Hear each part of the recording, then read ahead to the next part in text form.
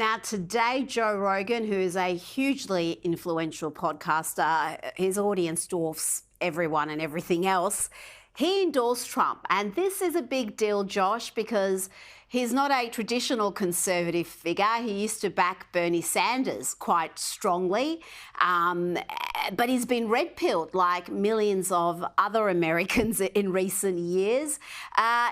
Do you think this is enough to get Trump over the line? The number of male voters who have been red-pilled, who've gone from Democrats to being independents or Republicans?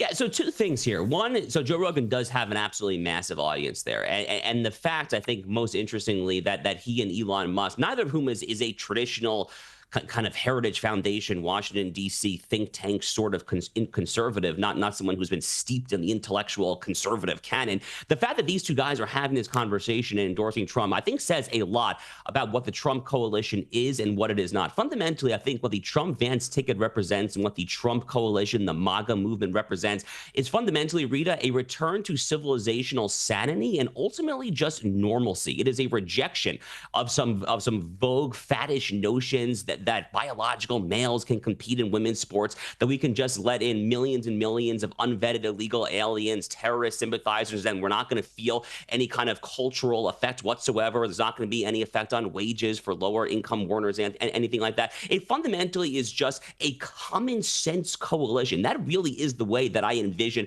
the Trump-Vance ticket. Elon Musk is a common sense kind of guy. Joe Rogan is a common sense kind of guy. Again, they're not out there because they have these deep-rooted kind of in their bones intellectual thoughts about the capital gains tax run. No, they're out there because at a visceral level, they are patriotic, let's fly the flag, red, white, and blue, patriotic Americans, and they want a president in there who understands that this country is good because it is great, and it is great because of its citizens. That fundamentally, I think, at its core is what distinguishes this ticket from the opposition ticket. I do think that the Joe Rogan endorsement makes a big deal. I personally wish it had come a little sooner, but, you know, again, he's not a traditional endorser, as you said there, so better late than never, certainly.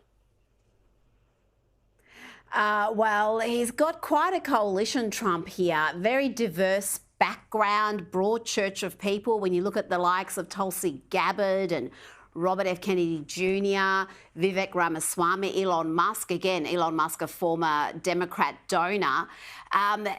Those crucial independent voters, do you see them swinging overwhelmingly to Trump? Is that what's going to decide this election? So I think that Donald Trump is going to win independent voters. I also think, to get back to what you were saying with the Joe Rogan effect, I think that he's going to absolutely dominate the male vote. So, you know, the media here in America has been talking a lot about the female vote and how Donald Trump has this horrific gender gap. And you had this stupid clip of Mark Cuban circulating saying that there's no powerful, respectable, intelligent women close to Donald Trump. That would be news to a lot of people. I saw Megyn Kelly having a lot of fun with that particular quip on the campaign trail in Pittsburgh, Pennsylvania last night.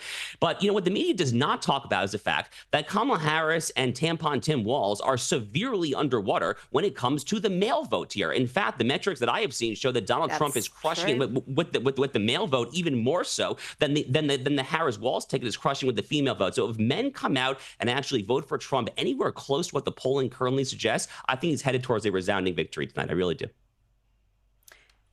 Josh Hammer, thank you for your time.